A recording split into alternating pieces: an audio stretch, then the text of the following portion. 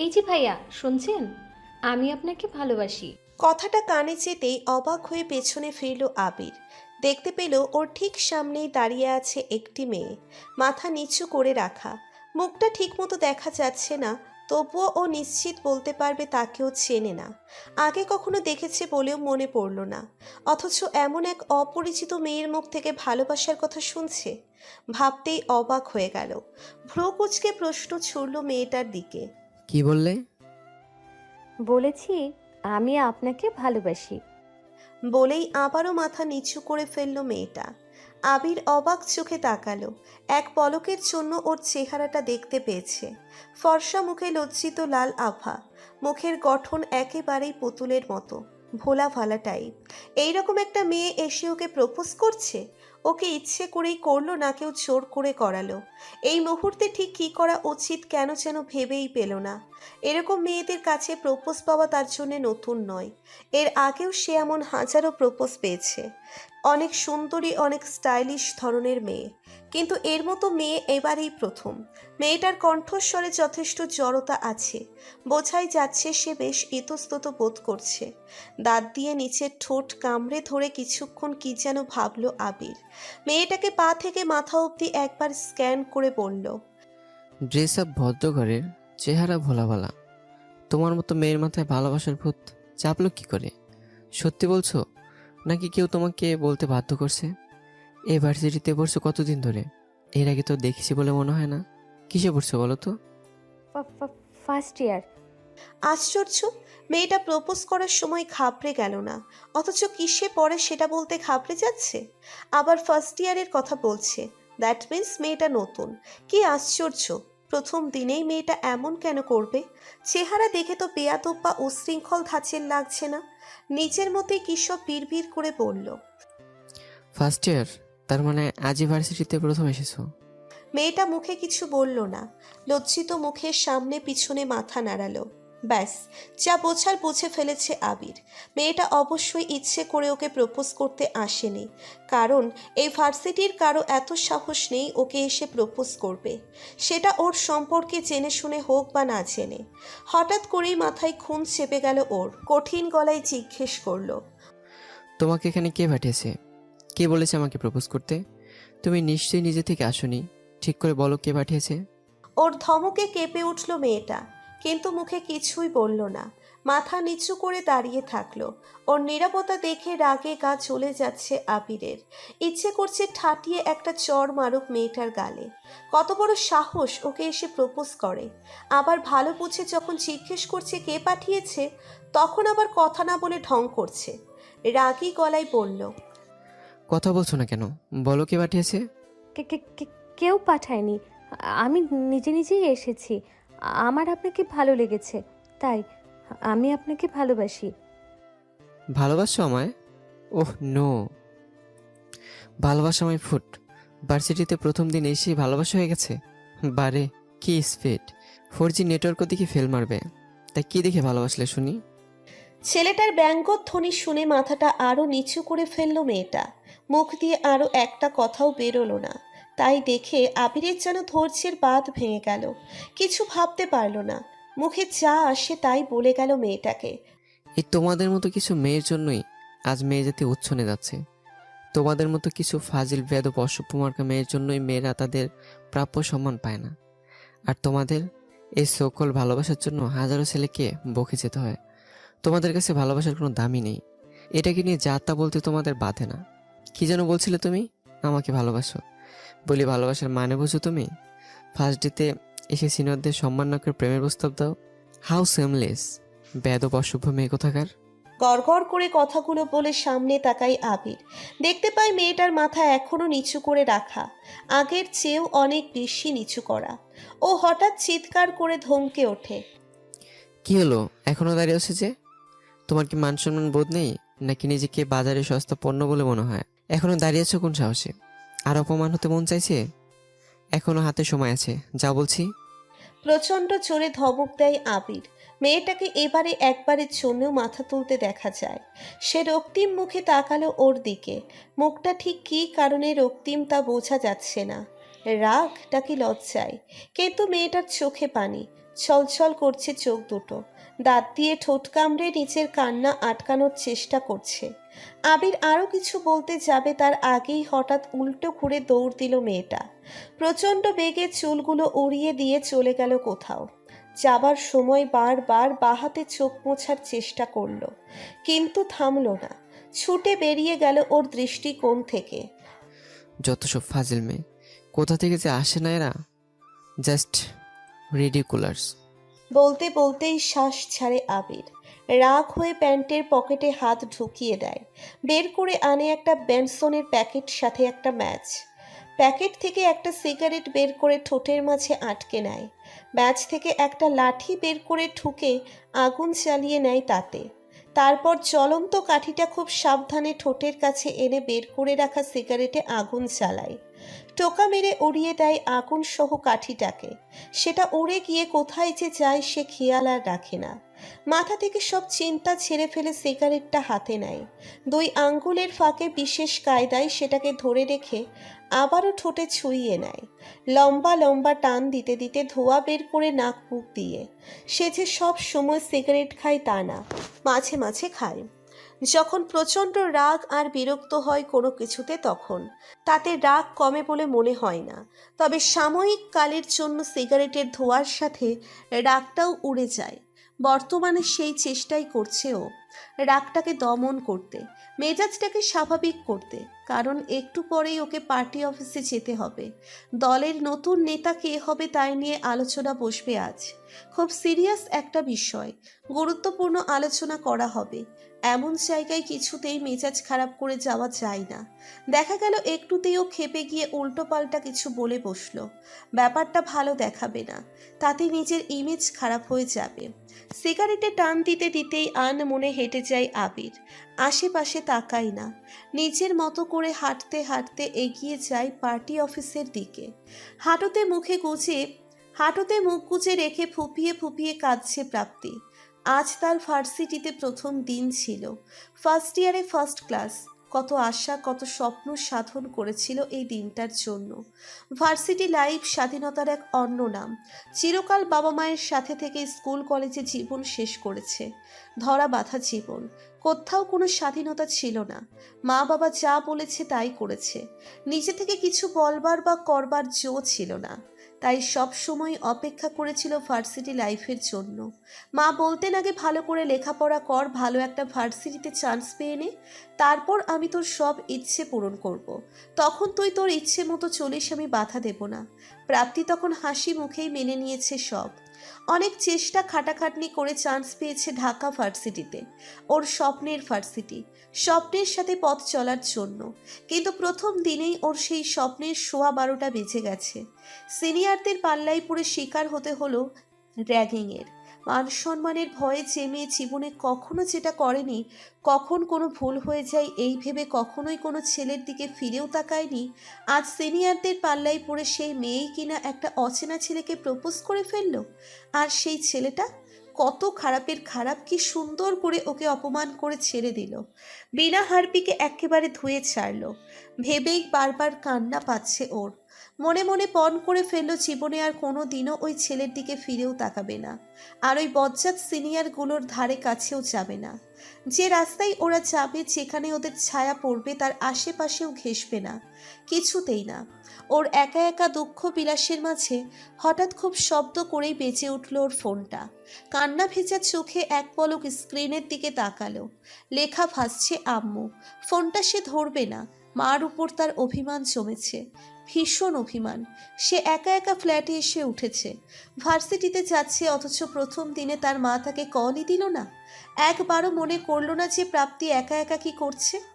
তার ভার্সিটির প্রথম দিন কেমন গেল সেটা শোনার কোনো আগ্রহই দেখালো না।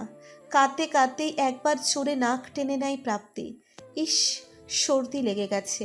ওর এই এক সমস্যা, একটুখানি কাঁদলেই নাক বন্ধ হয়ে আসে। নিশ্চয়ই সর্দি লেগে যাবে। উফ, মন খারাপ হলে কেঁদেও শান্তি নেই। এরই মধ্যে ফোনটা একবার কেটে গেল, কিন্তু তার প্রায় সাথে সাথেই আবারও তুমুল বেগে বাজতে শুরু করলো সেটা। ও রাগ করে কেটে দেয় কলটা, কিন্তু লাভ হয় না, সেটা আবারও বাজতে থাকে। প্রাপ্তি বিরক্তিতে ভ্রু কুঁচকে ফেলে। ও খুব ভালো করেই জানে ও যতক্ষণ না পর্যন্ত ফোনটা রিসিভ করবে ততক্ষণ পর্যন্ত এভাবে ফোন বেজেই যাবে। তার মা মিসেস মমতার মধ্যে বিরক্তি ব্যাপারটা একেবারেই নেই। কোনো কাজে যখন তিনি হাত দেন তখন সেটা যতক্ষণ পর্যন্ত ঠিকভাবে সমাপ্ত না হয় ততক্ষণ পর্যন্তই তিনি ওটার সাথে লেগে থাকেন। তাতে একটুও বিরক্ত হতে দেখা যায় না কখনো। সম্ভবত তার মায়ের বিরক্তি নামক সিস্টেমটিই নেই। ভেবেই একটা হতাশ নিঃশ্বাস ত্যাগ করে প্রাপ্তি। ফোনটা রিসিভ করার আগে একটুখানি কেশে নিয়ে গলা পরিষ্কার করে। তারপর মেজাজটাকে বাজখাই করে বলল, তুমি আমাকে কল করেছো কেন? হ্যাঁ, কল দিছো কেন? সারাটা দিন কেটে গেল, আমি একা একা ঢাকায় এসে উঠেছি, একবারও কল দিয়ে খোঁজ নিলে না তুমি। তাহলে এখন কেন কল দিয়েছো?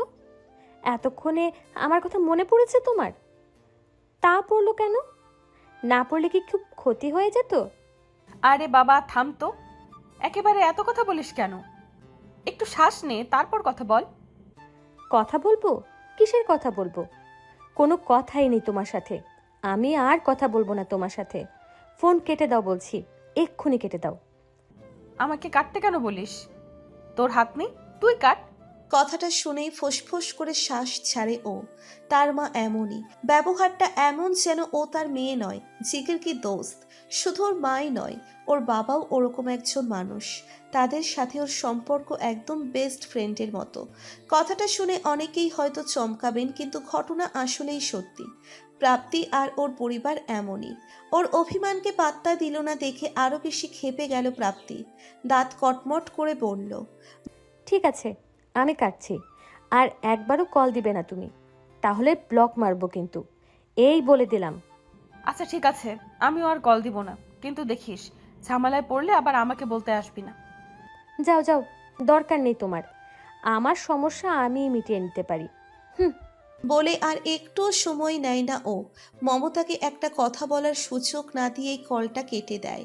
মায়ের উপর অভিমান হচ্ছে খুব। মা এমন কেন? বন্ধুর মতো আচরণ না করে মায়ের মতো করতে পারে না? সব সময় ওকে এভাবেই রাগিয়ে দেয়।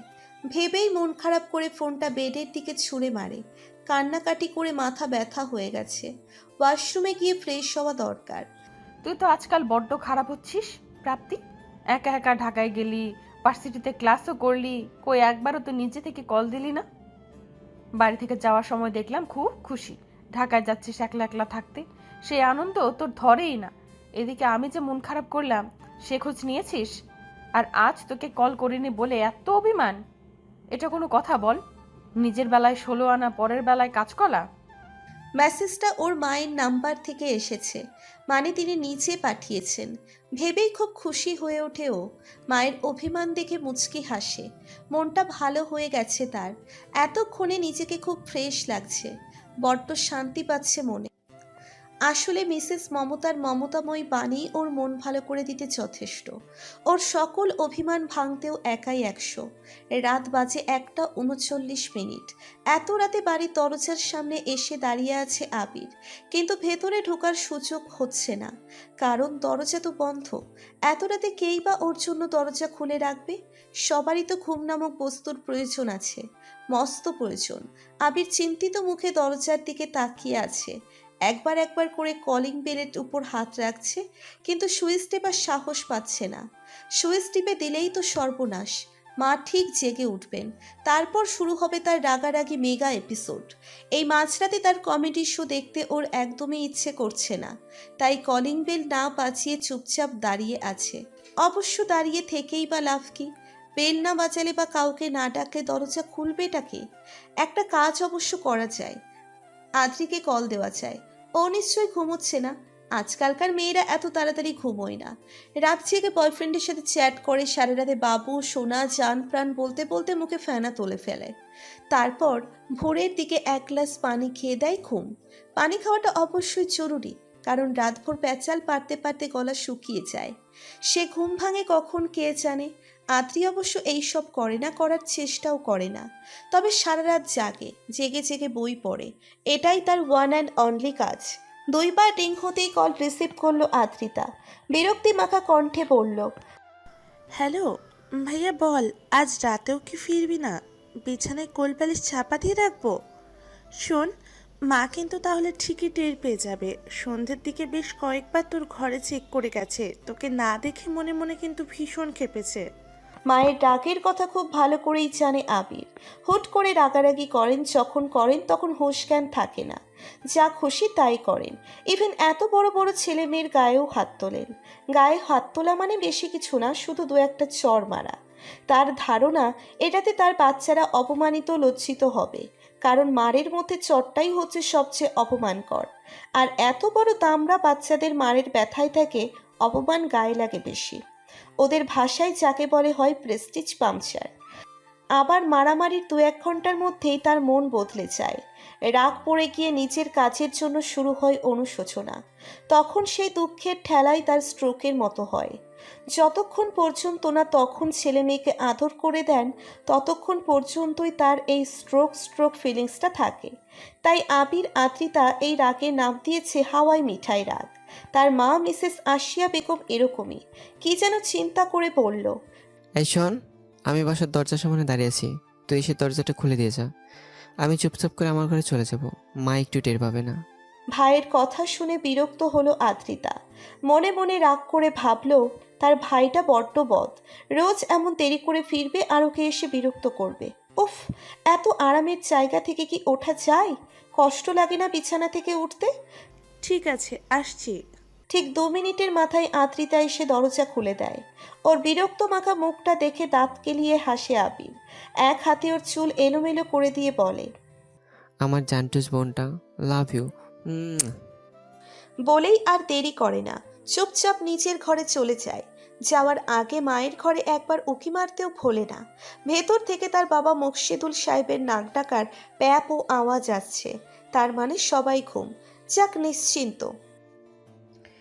আজও ভার্সিটিতে সে প্রথমেই ওই ছেলেটার সাথে দেখা হয়ে যায় প্রাপ্তির। ছেলেটা ওর কয়েকজন বন্ধু বান্ধব নিয়ে রাজু ভাস্কর্যের সামনে বসে আড্ডা দিচ্ছিল। হাতে ছিল একটা গিটার, সম্ভবত গান টান গাইছিল। চোখে মুখে হাসি, কণ্ঠে আহ্লাদি ভাব, ভীষণ আনন্দে আড্ডা দিচ্ছে তারা। দূর থেকেই ব্যাপারটা লক্ষ্য করলো প্রাপ্তি। একবার আর চোখে ওই বজ্জাত ছেলেটার মুখটাও দেখে নিল।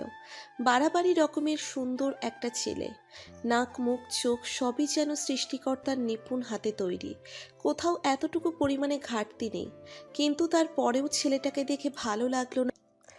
ছেলেদের এত সুন্দর হতে নেই, সৌন্দর্য হলো নারীর ভূষণ, তাদের প্রয়োজনীয়।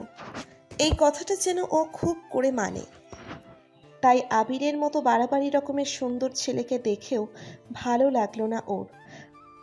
যত সব ঢং, গিটার হাতে রোমিও। আপন মনে বিড়বিড় করতে করতে জায়গাটা ছেড়ে চলে গেল প্রাপ্তি। আজ সকাল সকাল এই লোকটার মুখ দেখেছে, তার মানে আজকের দিনটা তার ভালো না যাওয়ার সম্ভাবনা 80%। কারণ এই ছেলেটার চেহারা তার জন্য শুভকর নয়। প্রথম দিনেই তার সুন্দর নমুনা পেয়েছে। ক্লাসগুলো ভালোই হলো, টিচারগুলো ভীষণ ভালো, সবচেয়ে বড় কথা খুব সুন্দর বোঝাতে পারেন। সত্যি এরাই দেশের টপ টিচার্স, দেশের শিক্ষাদানের কাণ্ডারি। ক্লাস করতে করতেই একটা মেয়ের সাথে খুব খাতির হয়ে গেল ওর। বেশ মিশুক টাইপের একটা মেয়ে, নাম আদ্রিতা। অল্প সময়ের মধ্যেই তার সাথে বেশ ভালো সম্পর্ক গড়ে উঠল তার। আদ্রিতারা 2 ভাই বোন, ছোটবেলা থেকেই ওরা ঢাকায় থাকে। পুরানো ঢাকায় ওদের বাবার বেশ কিছু দোকান আছে, তিনি তার পৈতৃক সম্পত্তি হিসেবে সেগুলো পেয়েছেন। বর্তমানে তিনি কোনো কাজ টাজ করেন না। দোকানের ভাড়া, নিজের বিল্ডিং ফ্ল্যাটের ভাড়া, পেনশন সব কিছু দিয়ে বেশ আরামে আয়েসে দিন কাটাচ্ছিলেন। সাথে শেয়ার মার্কেটেও কেনাবেচা করেন। সব মিলিয়ে সোনাই সোহাগা জীবন। আদ্রিতার বড় ভাইটা এখনও কিছু করে না, স্টুডেন্ট, পলিটিক্যাল সায়েন্স। সাথে নিজের পড়াকে সার্থক করার জন্য পলিটিক্সও করে, ছাত্রনেতা। ভার্সিটিতে নাকি দাপুটের সাথেই চলে, তাই সমস্যায় পড়লে ও যেন আদ্রিতাকে জানাতে ভুল না করে, সে কথাও মনে করিয়ে দিয়েছে সে। যে কোনো সমস্যায় মুশকিল আসান হবে আদ্রিতা সেই গুণধর ভাই। টিএসসিতে বসে আড্ডা দিচ্ছিল আবির, সঙ্গে তার 3 বন্ধু জিহান, রাজীব আর তন্ময়। সিঙ্গারা আর চায়ের সাথে জমে উঠেছে তাদের আসর। আজ এদের 3 জনের মনেই বেশ খুশি খুশি, কারণ আবির এবারের ছাত্র ইউনিয়ন নির্বাচনে তার দল থেকে মনোনয়ন পেয়েছে। ব্যাপারটা নিয়েই মূল আনন্দ ওদের। ওরা যখন নিজেদের মধ্যে কথা বলায় ব্যস্ত, তখন হঠাৎ টেবিলের উপরে কেউ জোরে একটা বাড়ি মারল। আচমকা শব্দ শুনে কেঁপে উঠল সবাই। আবির চমকালো না, শুধু ভ্রু কুঁচকে সামনের ব্যক্তিটির দিকে তাকিয়ে রইল। ওদের সামনে দাঁড়িয়ে আছে শামীম, আবিরের প্রতিপক্ষ দলের একজন সদস্য। এবারের নির্বাচনে সেও মনোনয়ন পেয়েছে এই দল থেকে। কিরে, হঠাৎ টেবিলের উপর ডুগডুগি বাঁধাছিস, ঘটনা কি? এতই যখন স্বাদ, তখন একটা কিনে নিলে তো পারিস। আবিরের ব্যঙ্গ উক্তিতে সূক্ষ্ম চোখে তাকায় শামীম, পরক্ষণেই ডেভিল স্টাইলে বলে, খেলা তো এইবার হবে মাম্মা, মনোনয়ন তো পাইছি, একবার জিততে দে, তারপর দেখ তোর কি হাল করি। ডুগডুগি তো তখন বাজাবো।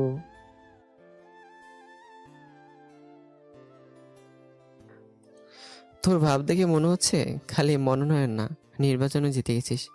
শোন, এখনই এত লাফাস না, পরে দেখা গেল নির্বাচনে এক ভোটও পেলি না তখন। কথার সূক্ষ্ম অপমানে ফোঁস করে নিঃশ্বাস ছাড়ে শামীম, দাঁত কটমট করে বলল, আমার ভোটের চিন্তা ছেড়ে নিজের চিন্তা কর, দেখিস এবার জয় আমিই পাবো, আর তুই বসে বসে আঙুল চুষবি। বলেই হো হো করে হেসে উঠল শামীম। তবে আর দাঁড়ালো না, ওদের আর কিছু বলার সুযোগ না দিয়েই চলে গেল মানে এক প্রকার পালিয়েই গেল। কারণ ও খুব ভালো করেই জানে আর কিছুক্ষণ থাকলে আবিরটা ওর ইজ্জতের ফালুদা বানিয়ে ছাড়বে। ওর এমন ইঁদুর প্রস্থানে অট্টহাসিতে ফেটে পড়ল আবিরেরা। রাজীব হাসতে হাসতেই বলল, পাগলের সুখ মনে মনে, বুঝছিস আবির? ওই পাগল মনে মনে স্বপ্ন দেখে আর সুখ পাই। তা যা বলেছিস, পাগল একটা। তাল মেলায় চিহান। ওদের কথায় আবারও হেসে ওঠে সবাই, হাসি মজায় মেতে ওঠে আড্ডা। লাইব্রেরির দিকে যাচ্ছিল প্রাপ্তি। একটা বইয়ের ওর জরুরি দরকার, আশেপাশে তাকানোর সময় নেই। ঊর্ধ্বশ্বাসে ছুটছে ও, ছুটতে ছুটতেই হঠাৎ ঠাস করে আওয়াজ হলো। কোনো একজনের সাথে ভীষণ চড়ে যেন ধাক্কা খেলো। আচমকা এমনটা হওয়ায় ভয় পেয়ে চোখ দুটো খিচে বন্ধ করে ফেলল প্রাপ্তি। কিন্তু পড়ব করেও পড়ল না, কে যেন ওর হাতটা ধরে আছে। চোখ মেলে তাকাতেই দেখতে পেল সেদিনের সেই ছেলেটা ওর হাত ধরে আছে। সেটা দেখেই বিস্ময়ে হা হয়ে গেল ওর মুখ। স্তম্ভিত চাহনিতে তাকিয়ে রইল ওর দিকে। আবিরও তাকিয়ে আছে, তার দৃষ্টিতেও বিস্ময়। তবে কিছুক্ষণের মধ্যেই সেই ভাব কেটে গেল। ভ্রুকুচকে ওর ধরে রাখা হাতের দিকে তাকিয়ে পড়ল। আজব মেয়ে তো তুমি, নিজেকে কি ফিল্মের হিরোইন ভাবো? হাত ধরে আছি দেখে কি মনে করছো? ঠিক করে দাঁড়া বলছি। হঠাৎ করেই ধমক দিয়ে দেয় ওকে। প্রাপ্তি যেন চমকে ওঠে, আবারও বিস্ময়ে ওর মুখের দিকে তাকায়, কিন্তু হাত ছাড়ে না বা ঠিক হয়ে দাঁড়ানোর কোনো লক্ষণই পাওয়া যায় না। তাতে আরও বেশি বিরক্ত হয় আবির। দাঁতে দাঁত পিষে বলে, তুমি কি ঠিক হয়ে দাঁড়াবে, না আমি হাত ছেড়ে দেবো? প্রাপ্তি যেন হ্যাং হয়ে গেছে, দৃষ্টি ওর দিকে, কিন্তু ওকে দেখছে না। আবার ওর কোনো কথাও মস্তিষ্কে ঢুকছে না। এবার একটু বেশিই বিরক্ত হয়ে যায় আবির। রাগ হয়ে হাতটা তো ছেড়ে দেয়ই, সাথে একটা ধাক্কাও মেরে বসে। আচমকা তাল সামলাতে না পেরে ধপাস করে উল্টে পড়ল প্রাপ্তি। কোমরে হাত রেখে ও মাগো করতে করতে আবিরের দিকে তাকালো। ওর চোখ মুখ কুচকানো, বিরক্তিতে বলল, ঠিক হয়েছে না, ফেলে দিয়েছি? ভালো বুঝে ধরেছিলাম, তাই সুযোগ নিচ্ছিলে। ভাবছিলে হিরোইন হয়ে গেছো। কোমরটা ভাঙলো না এখন? জীবনটা বাস্তব, রিয়েল লাইফের ন্যাকামো না। সময় থাকতে ভালো হয়ে যাও। প্রতি উত্তরে প্রাপ্তি কিছু একটা বলতে যাবে, তার আগেই অন্য দিক থেকে কে যেন বলে ওঠে।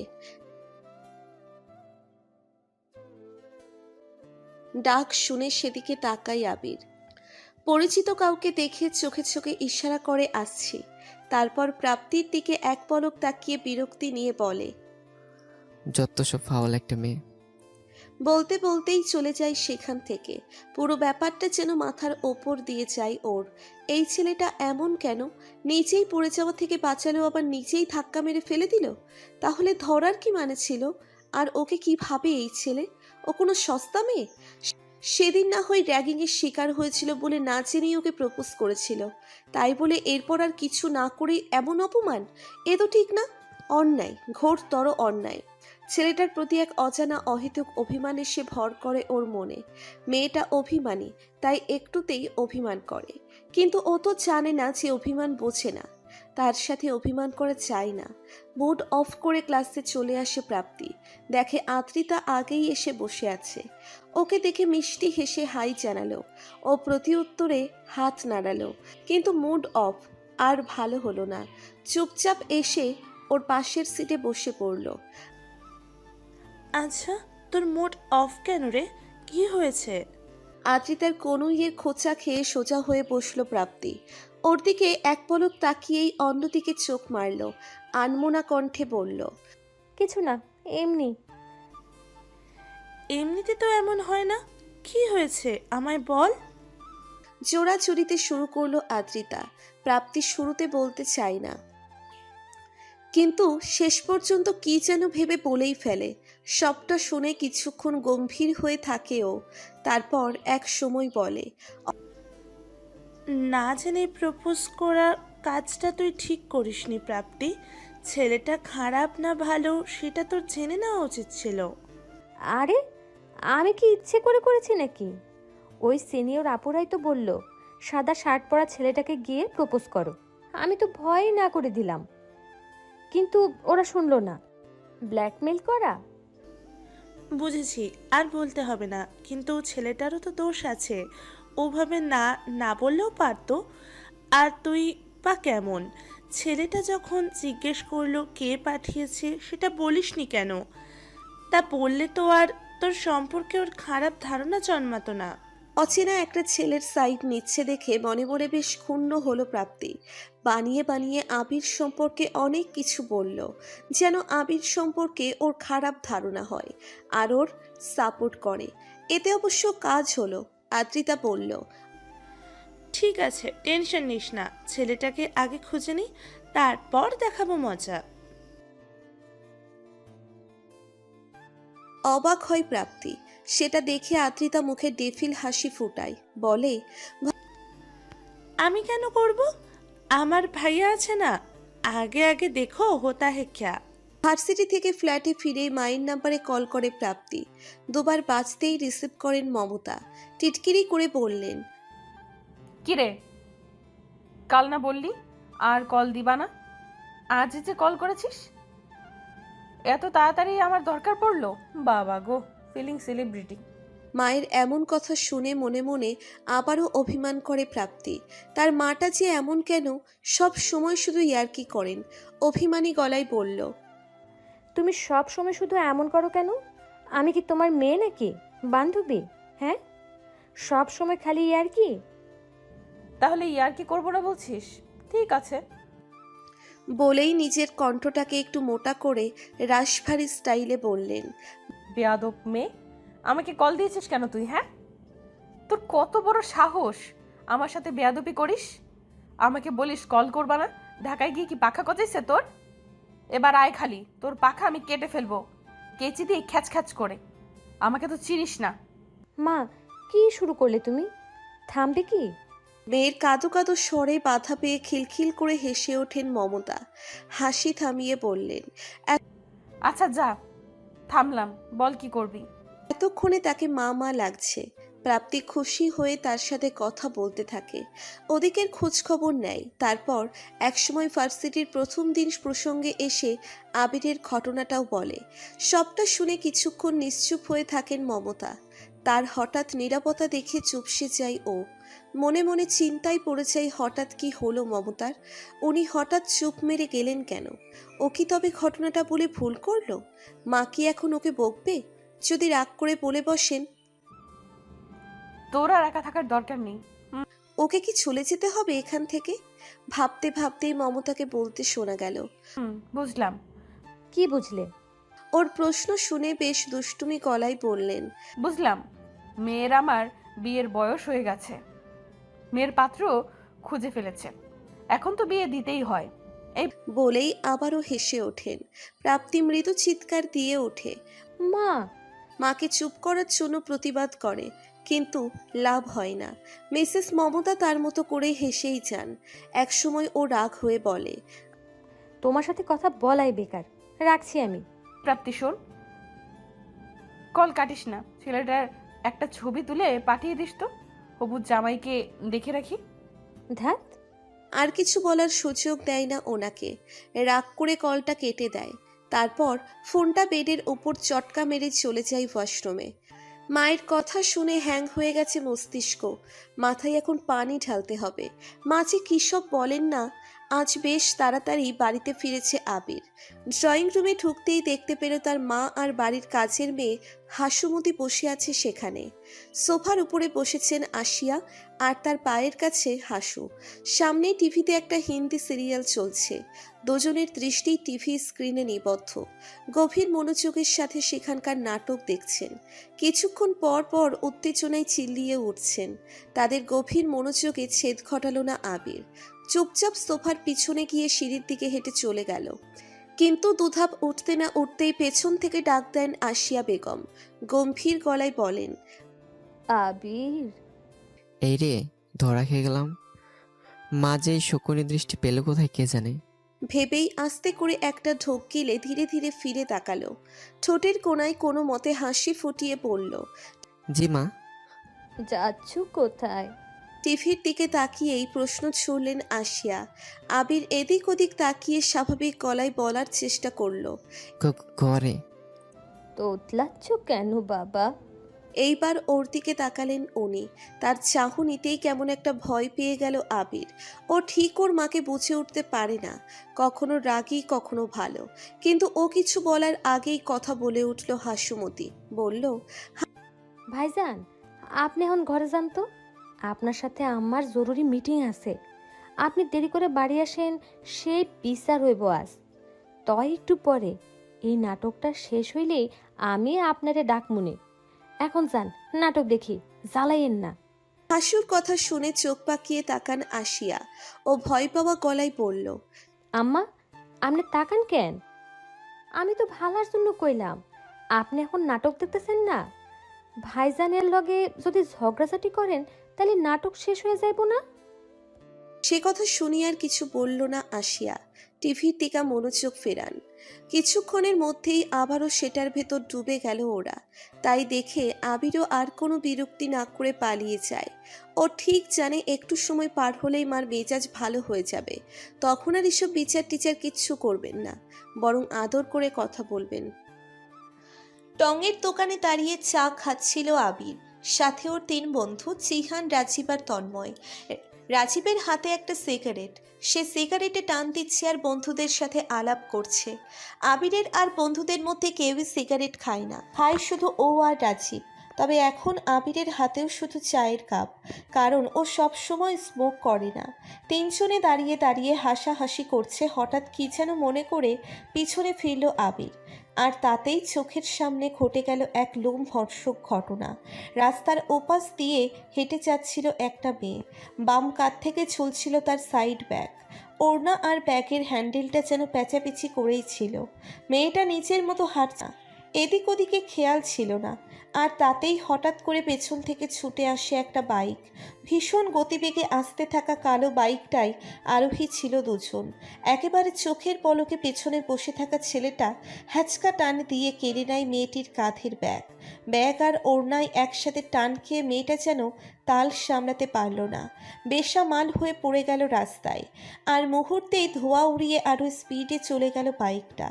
প্রকাশ্য দিবালোকে এমন ছিনতাইয়ের ঘটনা দেখে চমকে উঠল আবির। তবে নিজের চমক পাওয়া ভাবটা দ্রুতই কাটিয়ে উঠল। বন্ধুদের দিকে এক পলক তাকিয়ে দেখে নিল ওদের মুখের ভাব কেমন। ওরাও এই ঘটনা দেখে বিস্ময়ে থ হয়ে আছে। আর সময় নিল না আবির, তন্ময়ের দিকে তাকিয়ে বলল, বাইকের চাবিটা দিত। তন্ময় নিজের প্যান্টের পকেট থেকে চাবিটা বের করে এগিয়ে দেয় ওর দিকে। বিস্ময় কণ্ঠে বলল, কথা শেষ করতে দেয় না আবির, রাগে ক্ষেপে গিয়ে বলল, কি করবো এখনো ঠিক করিনি, তবে শালা দুটোকে আগে ধরবো, ইচ্ছে মতো প্যাদানি না দিয়ে ছাড়বো না। কত বড় সাহস! বলেই আর দেরি করে না আবির। চটপট বাইকে উঠে হেলমেট পরে নেয়। বাইক স্টার্ট দিতে দিতে ওদের দিকে একবার তাকিয়ে পড়ল। আমার আসতে আসতে 10-15 মিনিট লাগতে পারে, ততক্ষণে তোরা এই মেয়েটার কাছে যা, দেখ কোথায় কি হয়েছে। এরপর নিজেও বাইক ছুটিয়ে হাওয়া হয়ে গেল আবিরও। ও চলে যেতেই একটা টান মেরে সিগারেটটা হাত থেকে ফেলে দেয় রাজীব। বাকিদের দিকে তাকিয়ে বলে, দাঁড়িয়ে আছিস কেন? নে চল যাই। বলেই এগিয়ে যায় ওরা। মেয়েটাকে এতক্ষণে অনেকে মিলে ঘিরে ধরেছে। ওরা ভিড় ঠেলে ভিতরে ঢুকে যায় মেয়েটাকে সাহায্যের জন্য। ক্লাস শেষে ফ্ল্যাটে ফিরছিল প্রাপ্তি। অনেকক্ষণ যাবৎ রিকশার জন্য দাঁড়িয়ে থেকেও যখন কোনো লাভ হলো না, তখন বাধ্য হয়েই হাঁটা শুরু করে দিল। একা একা হাঁটছিল। হঠাৎ কি হলো কে জানে, পেছন থেকে ছুটে আসা একটা বাইক ওর ব্যাগ ছিনতাই করে নিয়ে গেল। টান খেয়ে চিৎকার করবে না পিছু পিছু দৌড়বে, সেটা ভাবার সময় না পেয়ে বেসামাল হয়ে ছিটকে পড়ে গেল রাস্তার অপর প্রান্তে। ব্যাস, ছিনতাইয়ের সময় কেউ এগোলো না, কেউ বাঁচাতেও ছুটল না। শুধু ওকে পড়ে যেতে দেখে এগিয়ে এলো অনেক লোক। ওকে ঘিরে ধরে এক একজন এক এক কথার পসরা সাজালো। তারা কি কেউ ওকে হেল্প করার জন্য এগিয়ে এসেছে? ভাব দেখে তা মনে হয় না। মনে হচ্ছে ওরা এখানে এসেছেও কি আর কিভাবে কি করলে পড়তো না সেটা নিয়ে ডিবেট করতে। কি যে একটা অবস্থায় দেশের। ভিড়ের মাঝে নিজেকে খুব অসহায় বোধ করে প্রাপ্তি। আশেপাশে ওর পরিচিত কেউ নেই। এতগুলো সমালোচক আর ঘটনা পরিদর্শনকারী ব্যক্তিদের মাঝে ও একা, সাথে অদ্রিতাও নেই। ও থাকলে ভালো হতো। মেয়েটা চটজলদি কাজ করতে জানে, খুব দ্রুতই কিছু একটা করে হেল্প করতে পারতো নিশ্চয়ই। এমন সময়ে ভিড় ঠেলে ঢুকতে দেখা যায় কয়েকটা ছেলেকে। অচেনা কিছু ছেলে, হয়তো ওর সিনিয়র ব্যাচের। ওরা এসেই ভিড় ভেঙে জড়ো হওয়া মানুষগুলোকে ঠেলে সরিয়ে দেয়। একজন এসে প্রাপ্তির কাছে দাঁড়িয়ে বলে, ভয় পেও না আপু, আমাদের সাথে চলো, ফার্মেসিতে দেখাই, তোমার হাত ছিলে গেছে। প্রাপ্তি কি করবে ভেবে পায় না। এমন বিশ্রী পরিস্থিতিতেও এর আগে কখনো পড়েনি। চুরি, ডাকাতি, ছিনতাই এসব তাদের ওই ছোট্ট মফস্বলে হতো না। সেখানে তারা থাকতো শান্তিতে, নির্বিঘ্নে। ছেলেগুলো আর কিছু বলে না, ওকে সাথে যাওয়ার জন্য পথ দেখিয়ে এগিয়ে চলে। আর কিছু ভেবে না পেয়ে নিজেও ওদের পিছু পিছু হাঁটতে শুরু করে প্রাপ্তি। প্রায় আধ ঘন্টা পর ফার্মেসিতে ঢুকতে দেখা যায় আবিরকে। ঘামে ভেজা শার্ট, চেহারায় ক্লান্ত ভাব, চুলগুলো এলোমেলো হয়ে আছে ওর। শার্টের হাতা গোটাতে গোটাতে ভেতরে ঢুকে বলল, কিরে সব ঠিক আছে তো? হ্যাঁ, হাতটা শুধু ছিলে গেছে। জিহানের কথা শুনে সামনে তাকায় আবির। তাকাতেই চমকে ওঠে। সামনে বসে আছে সেদিনের সেই মেয়েটা। ওকে দেখেই ভ্রু কুঁচকে যায় ওর। এই মেয়েটাই কেন সবসময় সামনে পড়ে ওর? দুনিয়ায় আর কোনো মানুষ নেই? আজব। অন্য কারো গলা শুনে সেদিকে ফিরে তাকালো প্রাপ্তি। চোখের সামনে দাঁড়িয়ে আছে ওই ধমকি ধামকি বচ্চার ছেলে। পরনের আকাশি রঙের শার্টটা ঘামে ভিজে গায়ের সাথে লেপ্টে আছে। মাথার চুলগুলোও কেমন ভেজা ভেজা, এলোমেলো করে কপালে এসে পড়েছে। গটিয়ে রাখা শার্টের হাতার ফাঁকে কোথা থেকে যেন রক্ত ঝরছে। এক হাতে ওর হ্যান্ডব্যাগটা। প্রাপ্তি অবাক চোখে বলল, আপনি? একই প্রশ্ন তো আমারও। দুনিয়াতে কি আর মানুষ নেই? যত ঝামেলা তোমার, সব আমার কাছে এসে ব্রেক মারে। দেখে হাঁটো না, লাইব্রেরির সামনে উল্টো পড়ো, রাস্তায় ব্যাগ ছিনতাই হয়ে যায়, সবই আমার সামনে এসে হতে হয়। আবিরের চোখে মুখে রাগ স্পষ্ট। বাকিরা অবাক চোখে তাকায়। প্রাপ্তির সাথে ওর কিসের শত্রুতা সেটা বুঝতে পারে না।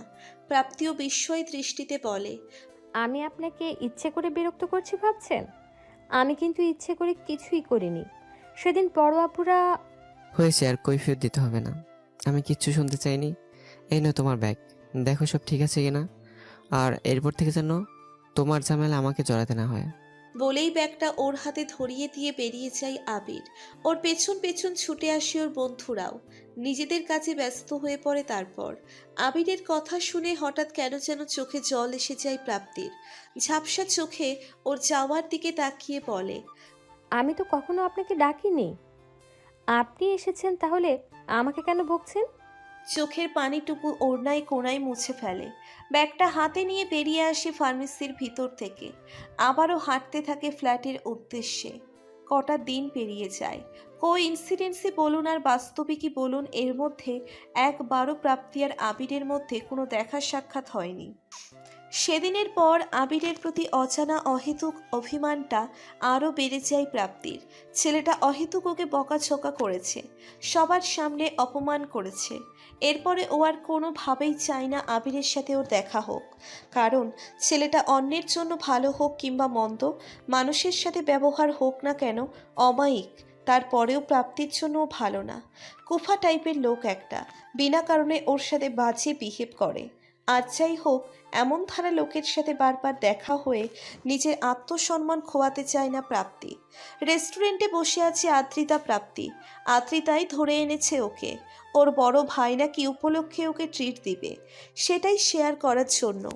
শত হোক বড় ভাইয়ের দেওয়া ট্রিট, সে ট্রিটে যদি ভাইয়ের টাকা পয়সা সব খসাতেই না পারে, সার্থকতা কোথায়? তাই প্রাপ্তিকে এনেছে। দুজনে একসাথে অর্ডার করে বড় ভাইয়ের ট্র্যাক খালি করবে। মনে মনে এই ফোন দিয়েই আটছে আদ্রিতা।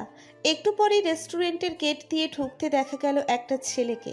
গ্লাসের দরজা ঠেলে ভেতরে প্রবেশ করলো কফি কালারের শার্ট আর ব্ল্যাক জিন্স পরিহিত সুদর্শন এক যুবক।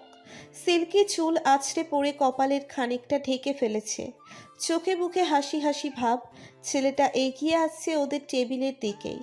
ওকে দেখেই আনন্দে হাত নাড়াই অদ্রিতা, খুশি খুশি গলায় ডাকে, ভাইয়া এদিকে আয়।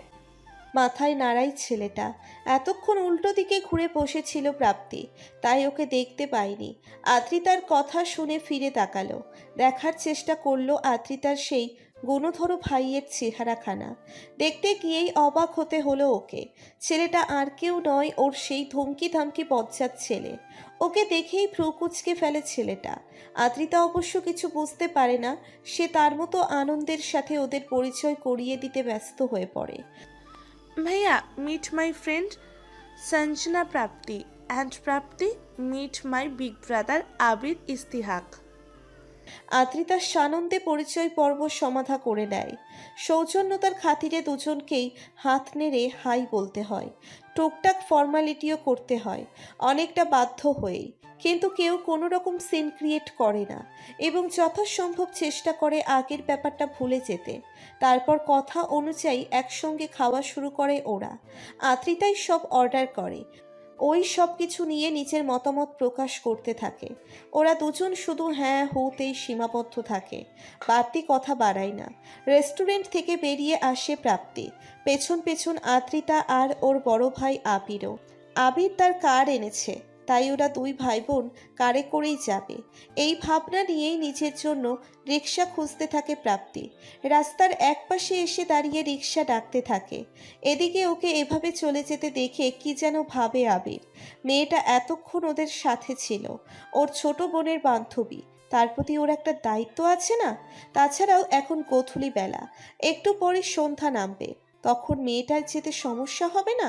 এটা ঢাকা শহর, রাতে কি একটা যুবতী মেয়ের নিরাপত্তার কথা বলা যায়? তারপর মেয়েটা সুন্দরী, কিন্তু ও যদি নিজে থেকে ওকে ডাকতে চায় সেটাও কেমন যেন দৃষ্টিকটু লাগে। আদ্রিতা আর ওই বা কি মনে করবে? ভাবতে ভাবতেই ওর সামনে এসে হাজির হয় আদ্রিতা। এক হাতে প্রাপ্তির বাহু ধরে আছে ও। আবিরকে দেখেই বলল, দেখেছিস ভাইয়া প্রাপ্তিটা কত খারাপ? এতক্ষণ আমাদের সাথে বলে কি না এখনো সময় নেই, বাড়ি যাবে, তাই রিক্সা খুঁজছে। আচ্ছা আমরা গাড়ি আনার পর ও কেন রিক্সায় যাবে? এটা কি ঠিক ভাইয়া, তুই বল। একদম ঠিক না মিস প্রাপ্তি, আপনি অবশ্যই আমাদের সাথে থাকবেন, আপনাকে পৌঁছে দেওয়া আমাদের রেসপন্সিবিলিটি। কিন্তু আমি আবিরের এত ভালো ব্যবহার দেখে বাধা দেয় প্রাপ্তি, কারণ ওর কাছে এত ভালো ব্যবহার আগে কখনোই পায়নি ও। তাই বুঝতে পারে না কোনটা মেকি আর কোনটা রিয়েল। আপত্তি করে কিন্তু শেষ পর্যন্ত আদ্রিতার জ্বালায় তার করা হয়ে ওঠে না। আবিরও চোরাচুরি করে, তাই বাধ্য হয়েই ওদের সাথে যেতে রাজি হয়। খানিকটা দূরে এগিয়ে আসার পর হঠাৎ করে গাড়ি থামানোর জন্য লাফিয়ে ওঠে আদ্রিতা। সামনে নাকি কিসের একটা মেলা বসেছে, সেটা দেখতে যাওয়ার বায়না ধরেছে। প্রাপ্তি আবির দুজনেই বাধা দেয়, যেতে নিষেধ করে, কিন্তু ও কিছুতেই শুনতে নারাজ। যাবে মানে যাবেই। বোনের জেদের কাছে হার মেনে শেষ পর্যন্ত ওদের নিয়ে মেলায় ঢোকে। কিসের মেলা সেটা অবশ্য আবিষ্কার করা সম্ভব হয় না, কিন্তু এরপরও ওদের সাথে করে পুরো মেলায় ঘুরিয়ে আনে আবির। আদ্রিতার আবদারে নাগরদোলায় চড়ে, যদিও চড়ার পর প্রচণ্ড চিৎকার করে মেলা কাঁপিয়ে দিয়েছিল আদ্রিতা। মেলার একদিকে শুধু একটিই মাত্র বইয়ের দোকান চোখে পড়ে ওদের। বইমেলা নয়, বই থাকার কথাও নয়, তবুও এখানে কেন বসিয়েছে কে জানে। তার মধ্যে বই পাগলি আদ্রিতার এই দোকান চোখে পড়ার সাথেই হয়েছে। বই কিনবো, বই কিনবো বলতে বলতেই লাফিয়ে যায় ওখানে। হুমড়ি খেয়ে খুঁজতে থাকে পছন্দের বই। ওর আবদারে বইও কিনে দেয় কয়েকটা। সাথে যেহেতু প্রাপ্তি ছিল তাই ওকেও একটা কিনে দেয়। তত হোক ছোট বোনের বান্ধবী, তাকে সেভাবেই ট্রিট করতে হবে। আগে কি হয়েছে না হয়েছে সেটা এখানে ফ্যাক্ট না। নিজের বিছানায় উপর হয়ে শুয়ে আছে প্রাপ্তি। বুকের নিচে বালিশ রেখে তার উপর কোনোই ঠেকিয়ে বসে আছে। সামনেই খুলে রাখা বই, যে বইটা আজ আবির ওকে কিনে দিল। ভীষণ রোম্যান্টিক একটা বই, মাত্রই পড়ে শেষ করলো। পড়তে পড়তে এখন যে বইটার ভেতর ঢুকে গেছে টেরই পায়নি। মাথা থেকে এখনও সেই উপন্যাসের রেশ কাটেনি। খুব ইচ্ছে করছে কোনো কিছু কল্পনা করতে। চুপচাপ শুয়ে থাকতে থাকতেই ঘুমের দেশে তলিয়ে যায়। ধীরে ধীরে কল্পনার রাজ্যে প্রবেশ করে প্রাপ্তি। দেখতে পাই একটু আগের পড়া গল্পের বর্ণিত দৃশ্যপট। একটা ঘরে বসে আছে নায়িকা, হাতে ক্রুশের কাঁটা আর উল। ও সেটা দিয়ে সোয়েটার বুনছে। তার মুখটা নামানো। প্রাপ্তি ভালো করে দেখার চেষ্টা করে ওর মুখটা, দেখেই অবাক হয়ে যায়। আরে এ যে আমাদের প্রাপ্তি। একটু পরেই সেখানে ঢুকতে দেওয়া চায় নায়ককে। সাদা পাঞ্জাবি পরা সুদর্শন এক যুবক, সিল্কি চুল যার বাতাসে উঠছে, চোখে মুখে হাসি হাসি ভাব, স্নিগ্ধতা ছড়িয়ে পড়ছে যার আগমনে। কেউ, মুখটা ঠিক আবিরের মতো না, আবিরের মতো না, ও আবির। ছেলেটা এগিয়ে এলো প্রাপ্তির দিকে। কিছু রোম্যান্টিক কথোপকথনের পর শুরু হলো তাদের রোম্যান্স। আবির এগিয়ে এসে ওর ডান হাতটা ঠোঁটের কাছে এনে ঠোঁট ছোঁয়ালো। গল্পের প্রাপ্তি তাকে লাজুক হেসে মাথা নইয়ে ফেলল। ছেলেটা যেন ওর আরও কাছে চলে এলো। আলতো করে ওর চিবুক ধরে কপালে চুমু এঁকে দিয়ে বলল, ভালোবাসি। ব্যাস, এইটুকু দেখেই আতঙ্কে চোখ খুলল প্রাপ্তি। সারা শরীর তার ভয়ে ভিজে গেছে, গায়ের সাথে লেপ্টে আছে জামা কাপড়। উঠে বসে দোয়া দরুদ পড়ে ফু দেয় প্রাপ্তি।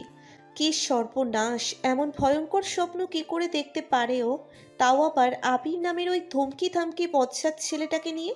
ছি প্রাপ্তি, সে মনিও, এসব তুই কি ভাবছিস? ভুলেও আর মাথায় আনবি না এগুলো, ভুলে যা। নয় ওই ছেলেটা যে বজ্জাত। বাবা গো! আজ ভার্সিটিতে একটা সাংস্কৃতিক অনুষ্ঠান, সেই উপলক্ষে খুব সাজগোজ করে এসেছে প্রাপ্তি। সে সচরাচর এসব ফাংশনে আসে না, কিন্তু আজ এসেছে। বেশ ভালো করেই সেজে গুজে এসেছে।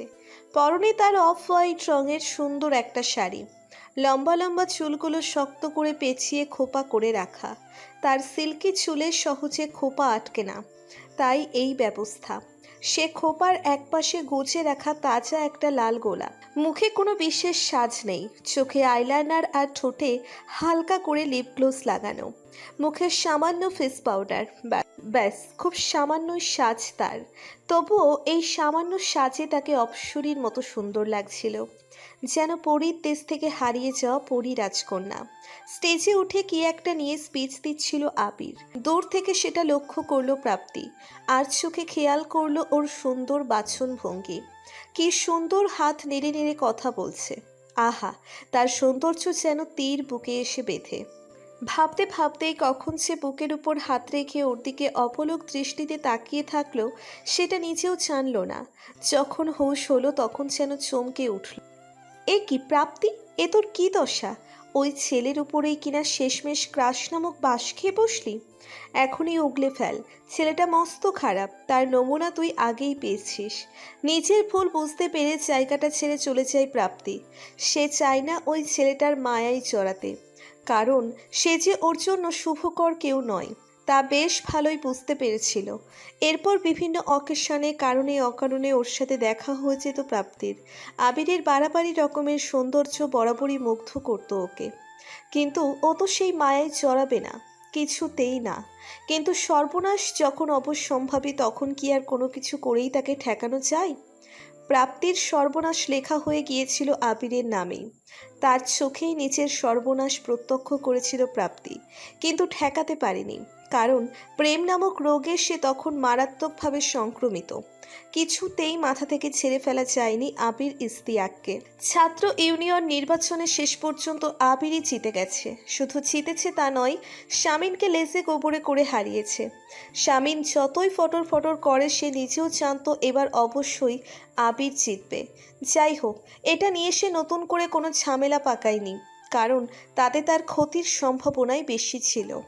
সেটাও নিশ্চয়ই জানতো, আর নিজের ভালো পাগলেও বোঝে। আজকাল মাথায় আর নতুন কোনো চিন্তা নেই আবিরের, খুব চিল মুডে আছে সে। তাই হয়তো প্রেম নামক রোগটা তাকে এসেও আঘাত হানল। সুখে থাকতে ভূতে কিলানোর মতো তার ঘাড়ের উপরও প্রেম ভূত এসে ভর করলো। ভূতের নাম প্রাপ্তি। সাংস্কৃতিক অনুষ্ঠানের দিন প্রথম ওই মেয়েটার রূপ মাধুর্যে মুগ্ধ চোখে তাকিয়েছিল আবির, কিন্তু পুরনো ঝগড়াঝাটির রেশ টেনে আর নতুন করে কিছু করতে মন সায় দেয়নি। এরপর আবারও দেখলো ওকে অন্য রূপে, অন্যরকম ভঙ্গিতে। যতবারই দেখে ততবারই মুগ্ধ হয়। বুকের বাপাসে অনুভব করে চিনচিনে ব্যথা। কই, আগে যখন দেখতো তখন তো এমন হতো না, তখন তো কোনো ফিলই আসেনি। এখন কেন হয়? তাহলে কি এটা অন্য কোনো সংকেত দিচ্ছে ওর হৃদয়ে? জীবনে বসন্ত আগমনের জানান দিচ্ছে? জানে না আবির, তবে ধীরে ধীরে বুঝতে পারে ওই মেয়েটাকে না হলে ওর আর চলছে না, কিছুতেই না। কি মেয়েটাকে জীবনে দরকার পড়েছে খুব। বর্তমানে আবিরের সামনে দাঁড়িয়ে আছে প্রাপ্তি, লজ্জায় তার মাথা নামিয়ে রাখা। আবির তাকিয়ে আছে তার দিকে, দুজন নেই চুপচাপ, মুখের রাটা নেই। ভাবছেন এদের আবার কি হলো? আসল ঘটনা কি দাঁড়ান বলছি। গত 2-3 দিন আগে আবিরের ঠিকানায় একটা চিঠি আসে, সুন্দর হাতে লেখার সুন্দর একটি প্রেমপত্র। পত্রের ভাষা আনাড়ি, তবে তাতে রসবোধের কমতি নেই। চিঠিটা অনেকটা এমন: তুমি কি জানো, তোমার চেহারার বাড়াবাড়ি রকমের সৌন্দর্য আমায় মুগ্ধ করে। তুমি কি জানো, তোমার হাসিটা দেখলেই আমার বুকে ব্যথা শুরু হয়। অবাক হচ্ছ? তোমায় তুমি করে বলছি বলে অবাক হওয়ার কিচ্ছু নেই। ভালোবাসার মানুষকে আপনি করে বলতে হয় না, তাই আপনি ছেড়ে সোজা তুমিতেই নামলাম। তুমিও আমায় তুমি করে বলবে, ঠিক আছে? কেন বলবে? কারণ আমি তোমাকে ভালোবাসি, তোমার প্রেমে পড়েছি। তোমার প্রেম নামক রোগটা আমায় ভীষণভাবে সংক্রমণ করে ফেলেছে। আমি বাঁচতে পারছি না এর থেকে, কিন্তু আমি বাঁচতে চাই, মুক্তি চাই এর থেকে। সেটা করতে পারবে তুমি? শুধু তুমি। প্লিজ আমাকে বাঁচাও, নইলে তোমার প্রতি মাতাল প্রেম যে আমায় ছন্ন ছাড়া পাগল করে তুলেছে। প্লিজ বাঁচাও। প্রাপ্তি। যথেষ্ট সুন্দর এবং সাবলীল ভাষায় লেখা সেই চিঠিটা এসেছে প্রাপ্তির কাছ থেকে, আর মূলত এই কারণেই ওকে এমন জরুরি তলব করে ধরে আনা হয়েছে। চিঠি আসার পরে কদিন ভার্সিটি হন্যে হয়ে খুঁজেও ওর দেখা মেলেনি। সম্ভবত সে ইচ্ছে করেই আসেনি।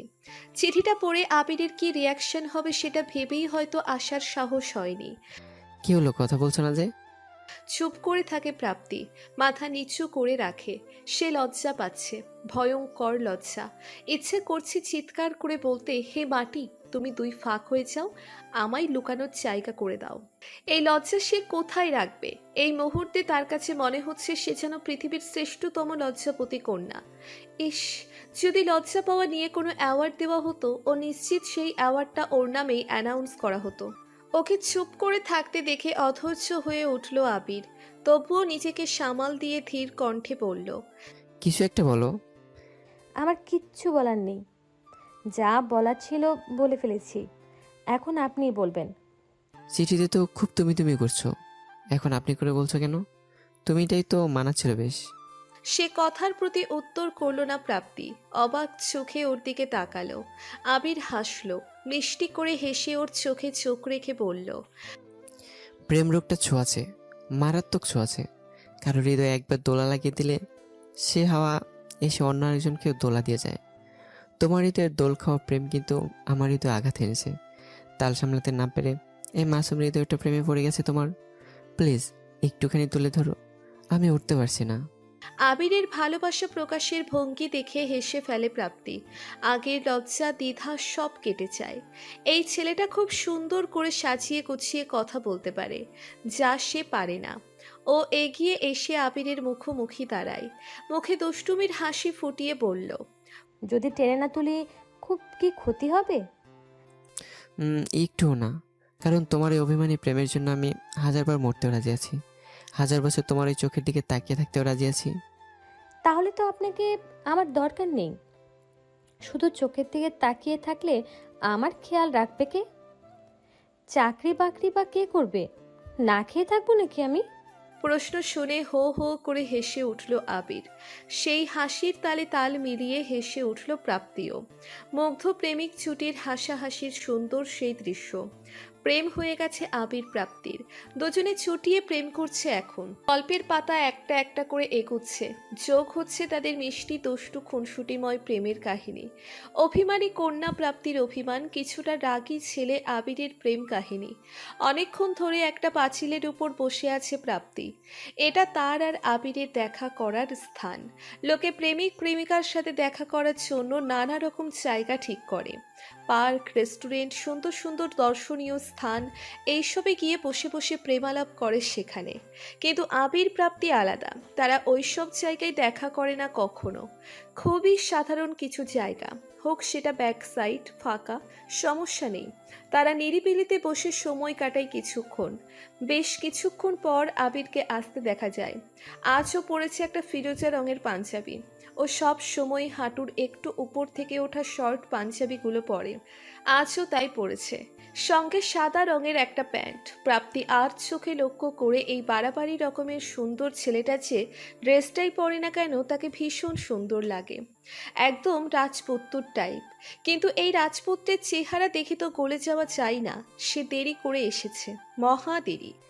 আসতে একটু দেরি করে ফেললাম, সরি।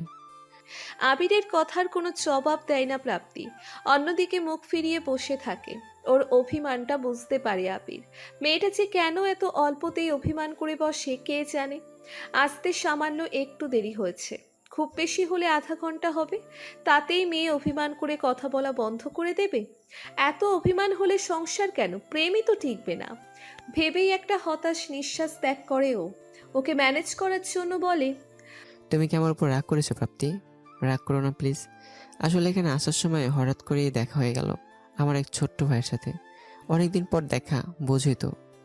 বলেই হাসার চেষ্টা করে ও। প্রাপ্তি অভিমানী চোখে তাকায়, চোখ দুটো তার কষ্টে ছলছল করছে। অক্ষি কোটরে যেন জল এসে উপচে পড়ছে, যে কোনো সময়ে ঝরে পড়তে পারে। আবির আহত দৃষ্টিতে তাকিয়ে থাকে। এত অল্পতেই কেন কাঁদতে বসে ও? এত কেন ওর অভিমান? প্রাপ্তি নিজের কান্না আটকানোর রুদ্ধ গলায় বলল, দুনিয়ার সবার কথা তোমার মনে থাকে, সবার জন্য সময় হয় তোমার, অথচ আমার বেলায় সব ফাঁকা। একটু সময় দাও না তুমি আমায়। আমার কষ্ট হয় আবির, খুব কষ্ট হয়। আবির কি করবে ভেবে পায় না। কাছে এসে ওর মাথাটা নিচের বুক চেপে ধরে। অভিমানী মেয়েটা তার বুকের উষ্ণ পরশ পেয়ে ঝরঝর করে কাঁদতে থাকে। ও আহত গলায় বলল, I am sorry Prapti, I সর, নেক্সট টাইম এমন হবে না। আমি ঠিক টাইমে চলে আসবো, দরকার হয় আগে আসবো, তাও তোমাকে অপেক্ষা করে রাখবো না, এই প্রমিস করছি। সত্যি? প্রাপ্তি মুখ তুলে তাকায়। আবির তার মুখের পানে তাকিয়ে মিষ্টি করে হাসল। ওর চুলগুলোই হাত চালিয়ে দিয়ে বলল, সত্যি। কথাটা শুনে খুব খুশি হয় প্রাপ্তি। ওর গায়ের কাছ থেকে সরে একটু দূরত্বে গিয়ে বসে। সামনের দিকে তাকিয়ে কিছুক্ষণ চুপ করে থাকে। তারপর একসময় খুবই ধীর এবং লাজুক গলায় বলে ওঠে, আচ্ছা, বাবা মাকে আমাদের বিয়ের কথা বলেছিলে? কি বললেন তারা? না, আসলে এখনো সেভাবে। আমতা আমতা করতে থাকে আবির। প্রাপ্তি এক মুহূর্তের জন্য অবাক চোখে তাকায়, বিস্ময় নিয়ে বলে, তুমি এখনো জানাওনি? কেন আবির, তুমি কি চাচ্ছ না আমাকে বিয়ে করতে, নাকি তুমি কনফিউজড? আসলে তেমন কিছু না, আমি আবিরকে কথা শেষ করতে দেয় না প্রাপ্তি। তার আগেই অন্য দিকে তাকিয়ে বলে, বুঝতে পেরেছি তোমার কাছে আমার কোনো দাম নেই। যদি থাকতো তাহলে তুমি এমন করতে না। তেমনটা না প্রাপ্তি, তুমি আমার কথা বুঝতে পারছো না। আমি আসলে বাবা মাকে বলতাম, কিন্তু সময় করে উঠতে পারছি না। আবিরের কথা শুনে খুব বিরক্ত হয় প্রাপ্তি। রাগে চোখ মুখ লাল হয়ে যায়। কাট কাট ভাষায় বলল, একদম লেম মার্কা এক্সকিউজ দিবে না, একদম লেম মার্কা এক্সকিউজ দিবে না আবির। এসব লেম মার্কা কথা শুনলে আমার গা পিত্তি চলে যায়। সামান্য একটা কথা, বিশাল কোনো রচনাও না, শুধু বাবা মাকে গিয়ে বলবে বিয়ের কথা, তা না, তুমি এই কথা বলতে গিয়ে দিনের পর দিন পার করছো। এটা কেমন কথা?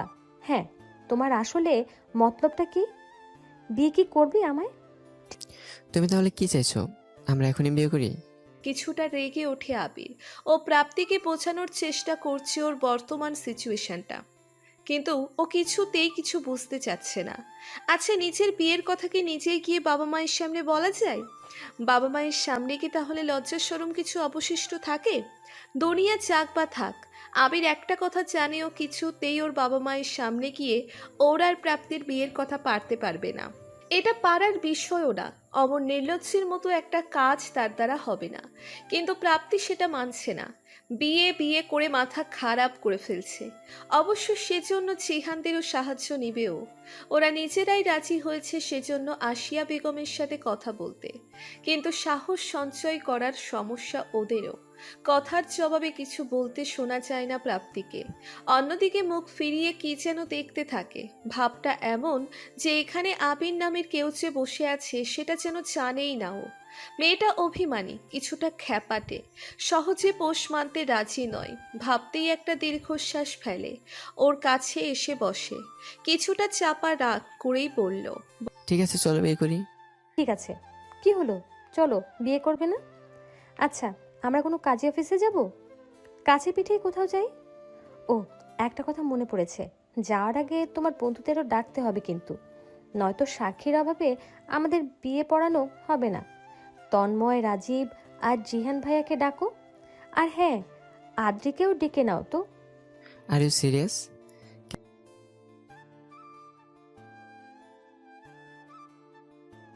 হ্যাঁ, তোমার কি মনে হয় বিয়ের মতো সিরিয়াস একটা বিষয় নিয়ে আমি ফাজলামো করব?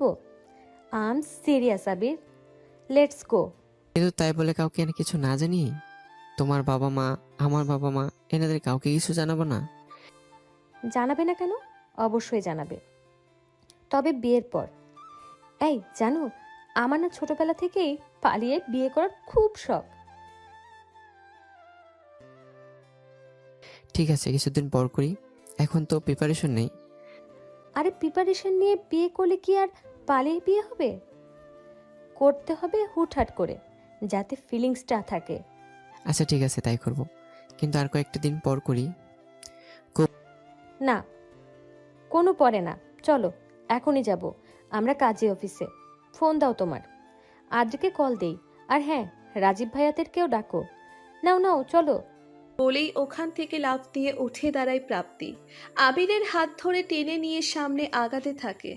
তার বারবার নিজের ছোটবেলার স্বপ্ন, বিয়ের প্ল্যানিং নিয়ে কথা বলতে থাকে। সে এখন মনে মনে অনেক খুশি, তার বহুদিনের স্বপ্ন আজ পূরণ হচ্ছে। আহ, পালিয়ে বিয়ে, কি যে মজা! আবির বেচারা চুপ করে থাকে, বাড়তি টু শব্দ করে না। বোঝাই যাচ্ছে প্রাপ্তির এত তাড়াতাড়ি বিয়ে করতে রাজি হওয়ায় সে শখ খেয়েছে, মস্ত বড় শখ। তবে সে দুঃখ কেটে গেল খুব তাড়াতাড়ি। প্রাপ্তির খুশির কথা ভেবে দ্বিধা করল না, বরং যথাসম্ভব নিজেকে স্বাভাবিক রাখারই চেষ্টা করলো। আর কিছুক্ষণ যেতে না যেতেই এই পুরো ব্যাপারটাই ওর কাছে খুব ইন্টারেস্টিং মনে হতে লাগলো। আসলেই তো, পালিয়ে বিয়ে করার তো ফিলিংসটাই আলাদা। সেও সানন্দে রাজি হয়ে গেল। প্রাপ্তি নিজেই কল করে ওর বাকি বন্ধুদের ডেকে আনলো। আদ্রি তাকেও খুঁজে বের করে ফেললো। সবাইকে বলা হলো আজ ওরা বিয়ে করবে, পালিয়ে বিয়ে। ওরা আসতেই সবাই একসাথে রওনা হলো কাজী অফিসের উদ্দেশ্যে। আজ আবির প্রাপ্তির বিয়ে। বিয়ে পড়ানো ব্যাপারটা নিয়ে মনে মনে বেশ মজা পাচ্ছে প্রাপ্তি, সাথে লজ্জাও। কারণ একটু আগে যখন আবিরকে কবুল বলতে বলা হলো, তখন সে একটুও দেরি করলো না, বরং এক নিঃশ্বাসে বলে উঠল, কবুল কবুল কবুল কবুল কবুল কবুল কবুল। প্রাপ্তি অবাক হয়ে গুণে দেখেছে একবারে মোট 9 বার আবির কবুল শব্দটা উচ্চারণ করেছে। বিয়েতে কবুল বলতে হয় 3 বার, অথচ আবির বলেছে 9 বার। তার মানে বাকি 6টা কবুল বোনাস। ভাবতে ভাবতেই আবিরের এক বন্ধু জিহান বলল, কি রে আবির, তোর দেখি তহরিস হয় না, একবারে কতগুলা কবুল বললি? আজই খেলা হবে নাকি মাম্মা? বলেই চোখ টিপে দেয় রাজীব। ওদের কথা শুনে তো প্রাপ্তি লজ্জায় শেষ, মাথা নুইয়ে রাখে সারাটা সময়, কিন্তু একটুও লজ্জা পায় না আবির, বরং বন্ধুদের কথায় তাল মিলিয়ে বলে, খেলা কেন হবে বন্ধু? বাসর ঘরে কি খেলা হয়? ওখানে তো বিড়াল। ভাইয়া, এখানে কিন্তু আমিও আছি। আমার সামনে এগুলো কি কথা বলছিস? লজ্জা শরম কি ধুয়ে খেয়ে নিলি নাকি? আবিরের কথা শেষ করার আগেই মুখ খোলে আদ্রিতা। ভাইয়ের মুখে লাগাম দেওয়ার জন্য ইশারা করে। ব্যাপারটা বুঝে আসতেই কিছুক্ষণের জন্য চুপ করে আবির। কথা সত্য, ছোট বোনের সামনে এসব কথা বলতে নেই, তাতে নিজের ইজ্জতেরই ফালুদা, কাবাব, কোপ্তা, পোলাও আর কত কি যে হয়। তাই চুপ করে রাজীবের খুব কাছে চেপে আসে, কানের কাছে মুখ এনে ফিসফিস করে কি যেন বলতে থাকে। কি বলছে সেটা শোনার জন্য কান বাড়িয়ে দেয় জিহান আর তন্ময়। চার বন্ধুতে মিলে কি বলে আর হাসে। মাঝে মাঝে খানিকটা লজ্জা পেতে দেখা যায় আবিরকে। লজ্জা পেয়ে ঘাড় চুলকায়, তা দেখে আরও হাসে জিহান আর রাজীব। কাজী অফিস থেকে বেরিয়ে ওরা যায় একটা রেস্টুরেন্টে। বিয়ের খাওয়া হিসেবে কাচ্চি বিরিয়ানি খেতে ওখানে গেছে ওরা। সেখানে সবাই মিলে হই হুল্লোড় করে খাওয়া দাওয়া সেরে চলে যায় আবিরদের বাড়িতে। কলিং বেল বাজাতেই দরজা খুলে দিলেন আবির, আদ্রিতার মা মিসেস আশিয়া বেগম। দরজা খোলার আগেই উনি মোটামুটিভাবে একটা প্রস্তুতি নিয়েছিলেন ছেলে মেয়ে বাড়িতে ফিরলে ঠিক কী করবেন। তাদের সমাদরের জন্য একটা ঝাড়ুরও ব্যবস্থা করে রেখেছিলেন কাছে পিঠে। আজকে ওই বদ্ধটোকে ইচ্ছে মতো শায়েস্তা করে ছাড়বেন উনি। দিনে দিনে মানুষ ভালো হয়, আর এই দুটো দিন যতই যাচ্ছে ততই এদের অবনতি হচ্ছে। আগে তাও সন্ধ্যের আগে আগে নয়, সন্ধে নামার পরপরই বাড়ি ফিরত দুজনে, কিন্তু এখন ঘড়িতে বাজে রাত 10:45, অথচ দুই ভাই বোনের একটারও পাত্তা নেই। আজ আসুক না আসুক, জন্মের মতো শিক্ষা দিয়ে দেবেন। দরজা খোলার আগে মুখে অমায়িক হাসি চড়াতে ভুললেন না। বাম হাতে ঝাড়ুটা লুকিয়ে রেখে সোজা সামনে তাকালেন। মুখোমুখি দাঁড়িয়ে আছে তার গুণধর পুত্র আবির ইস্তিয়াক। তার ঠিক পাশেই দাঁড়িয়ে আছেন তার অতি আদরের, অতি ভালো মেয়ে, বাপের একমাত্র রাজকন্যা আদ্রিতা, আদরের আদ্রিতা। দুজনকে দেখেই আনন্দে আটখানা হয়ে গেলেন উনি। ঠোঁটের উপর উপচে পড়ল তার অমায়িক হাসি। কি সুন্দর ভালো মানুষই গলায় বললেন, ও মা, কে এসেছে গো? আমার 7 রাজার ধন, আমার হিরে মানিক আবির এসেছে গো। ও মা, সাথে এটা কে? আমার একমাত্র রাজকন্যা চুনি পান্না আদ্রি এসেছে। ওই, তোরা কে কোথায় আছিস? বরণ ডালা নিয়ে আয়। মায়ের কণ্ঠ শুনেই মোটামুটি ভাবে তার মনোভাব আন্দাজ করে ফেলল আদ্রিতা। মাঝে মনে মনে অন্য ফোন দিয়ে আটছেন তা হাড়ে হাড়েই টের পাচ্ছে ও। কিন্তু এই সময় যদি মা চিল্লাপাল্লা শুরু করে দেয় তো সেটা মোটেও ভালো দেখাবে না। নতুন বইয়ের সামনে মাথা হেট হয়ে যাবে ওদের। কী করবে বুঝতে না পেরে বড় ভাইয়ের দিকে তাকালো। আবির ভাবলে শিন হয়ে দাঁড়িয়ে আছে, যেন সে ধরেই নিয়েছে তার মা সত্যি সত্যিই তাদের বরণ করে নেবেন।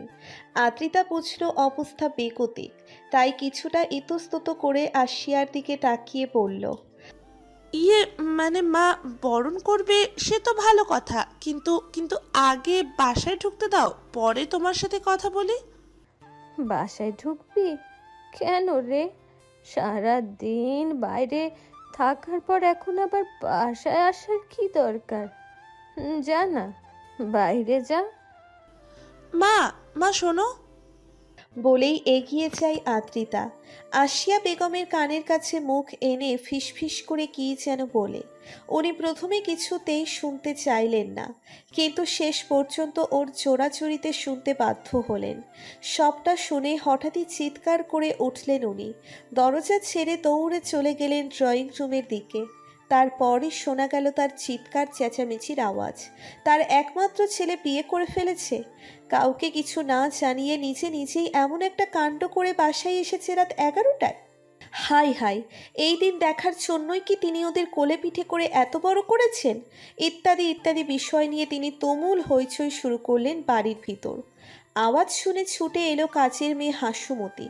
সবটা শুনে সেও থম মেরে গেল, আর সমান তালে চিৎকার করতেই লাগলেন আসিয়া। মেয়ের মুখ দেখার প্রয়োজনও মনে করলেন না, নিজের মতো করে ক্ষোভ দুঃখ বেদনা প্রকাশ করাই ব্যস্ত হয়ে পড়লেন। সুযোগ বুঝে চুপচাপ নিজের ঘরে চলে গেল আদ্রিতা। সারাদিন বহু ধকল গেছে, এখন তাকে ফ্রেশ হয়ে নিতে হবে। তাছাড়াও আজ তার ভাই বিয়ে করেছে, বাড়িতে নতুন বউয়ের আগমন ঘটেছে, বাসর ঘর সাজানো থেকে শুরু করে বিয়ের কত শত কাজ আছে না, সবই তো তাকে করতে হবে। তাই কোনো কিছু না ভেবেই ছুটে গেল ঘরে। আগে নিজে একটু ধাতস্থ হয়ে তারপরেই ভাইয়ের ঘর সাজাবে। ততক্ষণে নিশ্চয়ই আসিয়া বেগমেরও মাথা ঠান্ডা হয়ে যাবে। আর ও খুব ভালো করেই জানে আসিয়া বেগম এখন যতই রাগুক না কেন প্রাপ্তির মুখ দেখার পর সেসব ভুলে যাবেন, কারণ প্রাপ্তির মিষ্টি মুখটা দেখলে ওর উপর রাগ করে থাকা অসম্ভব। এদিকে বসার ঘরের অবস্থা এখনো তুলকালাম। সোফার এক কোণায় বসে আছে আবির, ফোন হাতে নিয়ে সমান তালে ফোন স্ক্রল করে যাচ্ছে। এদিকে যে তার মা চিৎকার চেঁচামেচি করে তাণ্ডব লীলা বাঁধিয়ে ফেলছেন, সেদিকে তার কোনো ভ্রুক্ষেপ নেই। আর বেচারা প্রাপ্তি খাম্বার মতো দাঁড়িয়ে আছে রুমের আর এক প্রান্তে, ঘোমটার আড়ালে মুখটা ঢাকা পড়েছে। এর মধ্যে একবারও তার শাশুড়ি আম্মা তার কাছে আসেননি, একবারও তার মুখ দেখতে কিংবা তার সম্পর্কে কিছুই জানতে চায়নি। সেসব কিচ্ছুটি না করে শুধুমাত্র চিৎকার করে বাড়ি মাথায় উঠাচ্ছেন। আর ওদিকে আবির, সেও কিচ্ছুটি না বলে চুপচাপ ফোন স্ক্রল করে যাচ্ছে। আরে বাবা, তুই বিয়ে করে এসেছিস, তোর দায়িত্ব নেই? তোর মাকে তুই সামলাবি না তো কি প্রাপ্তি সামলাবে? আশ্চর্য। প্রাপ্তি অসহায় চোখে আবিরের দিকে তাকালো। বহুক্ষণ হলো সে এভাবেই দাঁড়িয়ে আছে, একটুও নড়াচড়া করেনি, হাত পায়ে ঝিম ধরে গেছে। ওদিকে রাতও হচ্ছে অনেক, অথচ এবারের কোনো সমস্যায় সমাধান হচ্ছে না। কেউ ওকে নিয়ে কিছুই বলছে না। ও যে নিজে থেকে কিছু একটা বলবে বা করবে, সেটাও সাহসে কুলাচ্ছে না। ওর অসহায় মুখের দিকে একবার ফিরেও তাকালো না আবির, নিজের কাজে ব্যস্ত হয়েই থাকলো। একসময় আসিয়া বেগম ক্লান্ত হয়ে সোফার এক কানিতে বসে পড়লেন।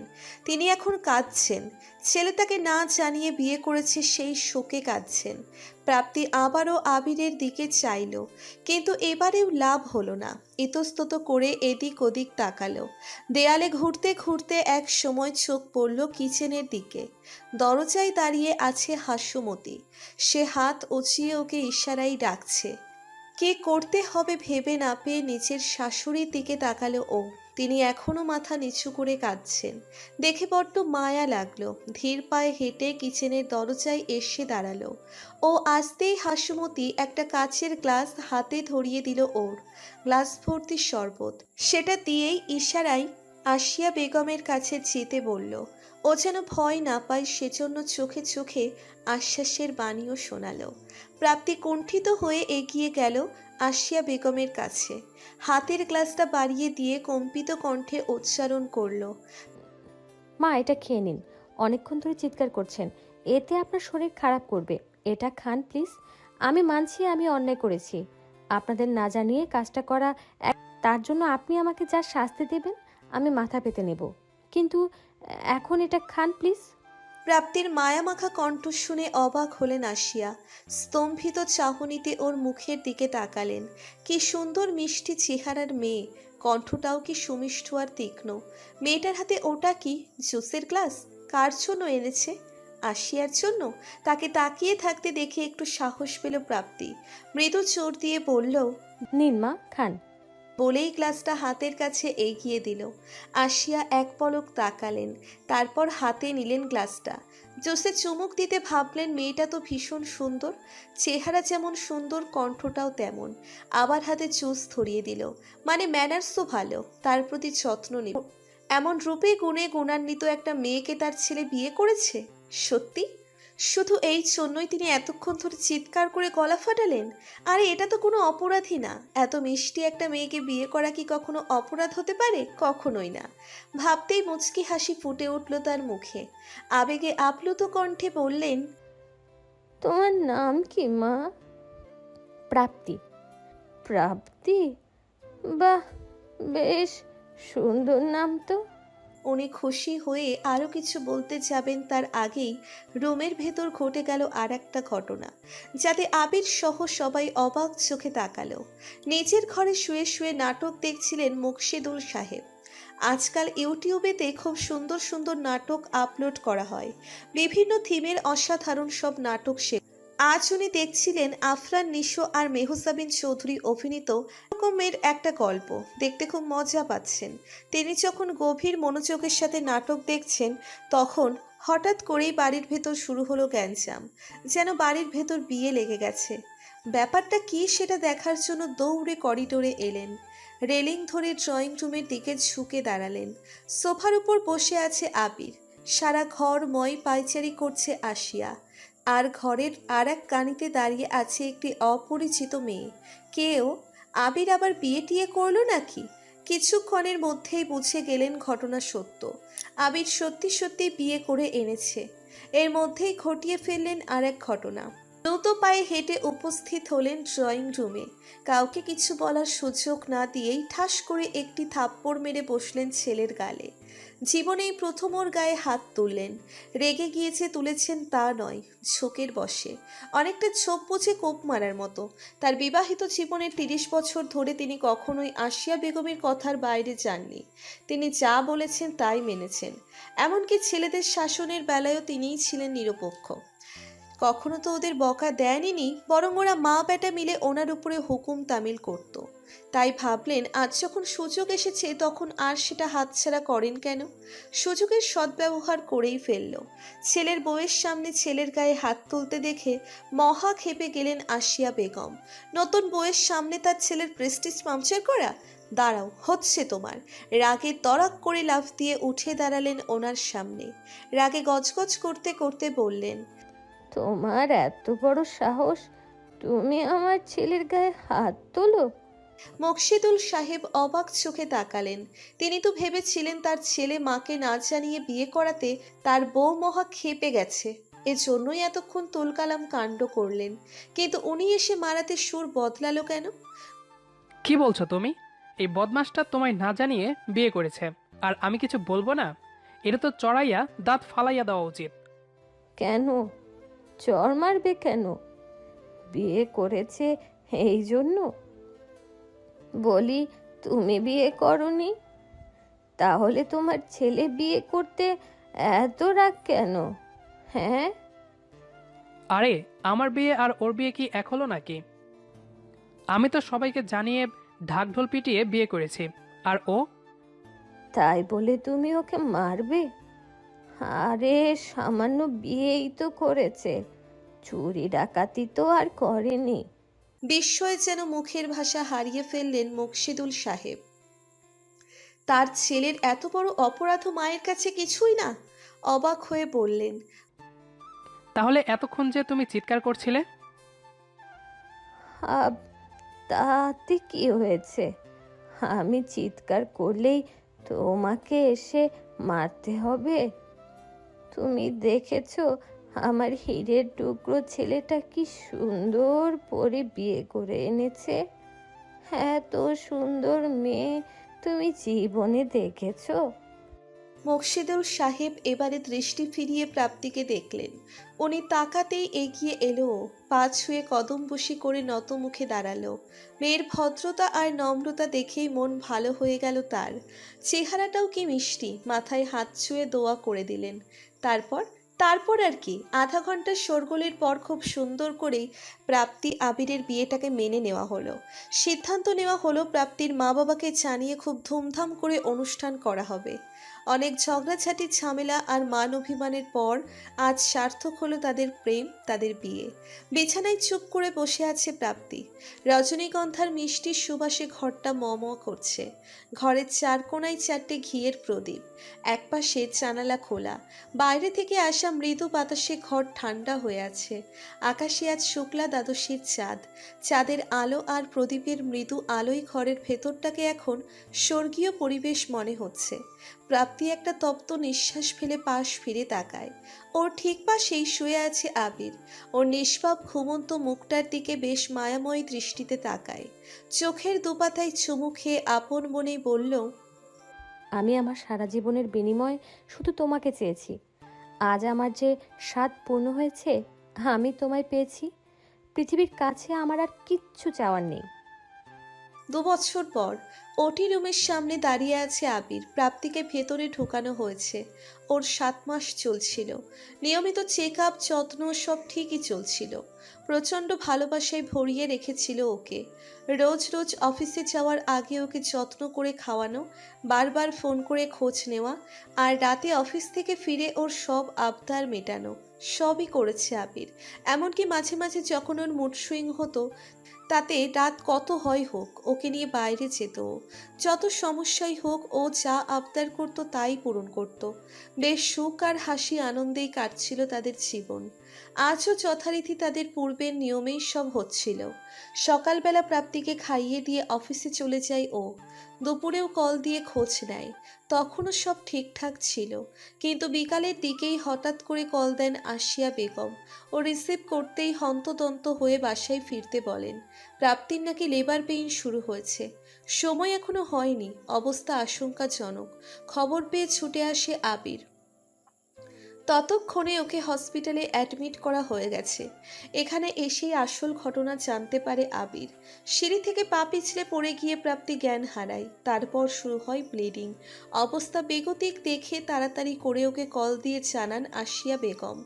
মকসিদুল সাহেব সহ চলে আসেন হসপিটালে। তখন বাড়িতে আদ্রিতা কিংবা আবির কেউই ছিল না। আদ্রিতা ছিল ভার্সিটিতে আর আবির তো অফিসে।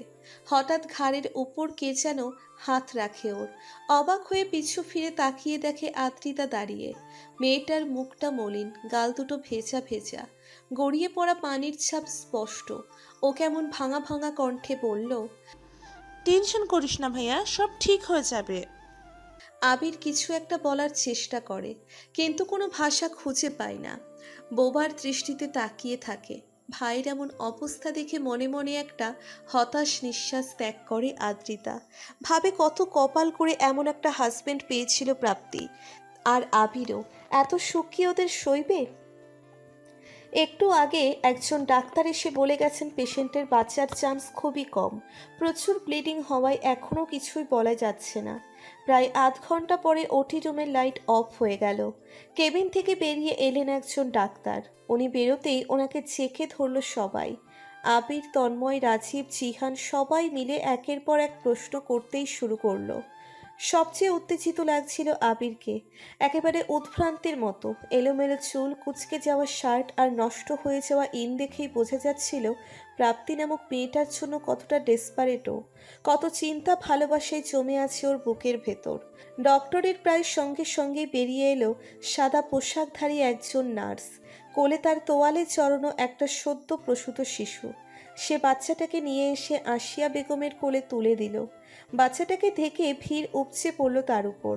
সবাই হামলে পড়ল বাচ্চাটাকে কোলে নেওয়ার জন্য, আদর করে দেওয়ার জন্য। কিন্তু আসিয়া বেগম তাদের কারো হাতেই ওকে দিলেন না। নিজে নিয়ে থাকলেন তার নাতিকে, বংশের প্রদীপকে। কি সুন্দর একটা ছেলে, প্রাপ্তির মতো গায়ের রং, ধবধবে ফর্সা, পাতলা ঠোঁট দুখানা একেবারেই গোলাপি রঙের, যেন গোলাপের সদ্য পরিস্ফুটিত পাপড়ি। গাল দুটোতে গোলাপি আভা ছড়ানো, মাথা ভর্তি ঘন কালো চুল। বাচ্চার চোখ এখনো ফোটেনি, কিন্তু তার পরও কি মিষ্টি দেখতে। আনন্দে আত্মহারা হয়ে নাতির কপালে চুমু এঁকে দিলেন উনি। সবাই ছুটে এসে বাবুকে দেখল।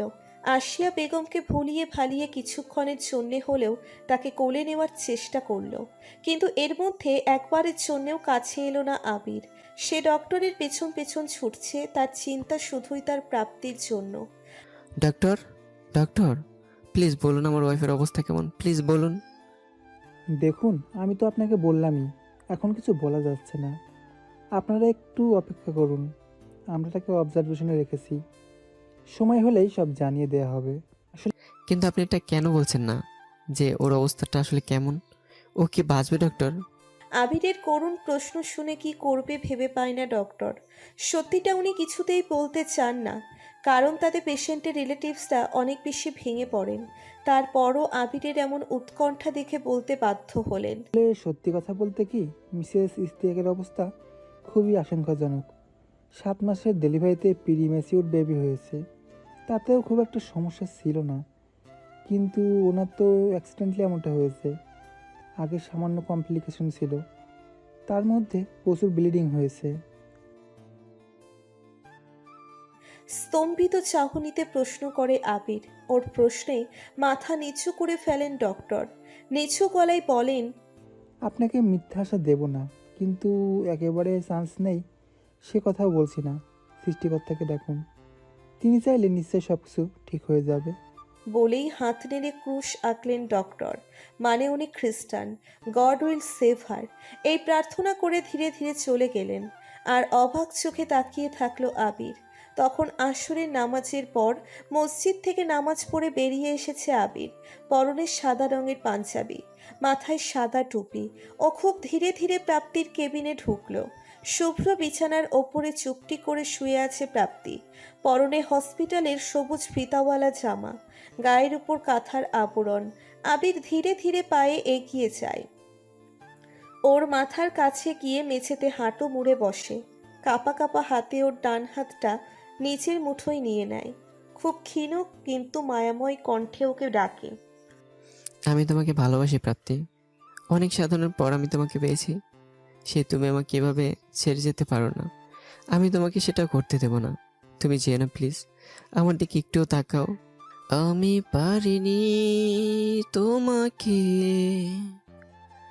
আমার করে রাখতে, আমি পারিনি তোমাকে আবার আমার করে রাখতে।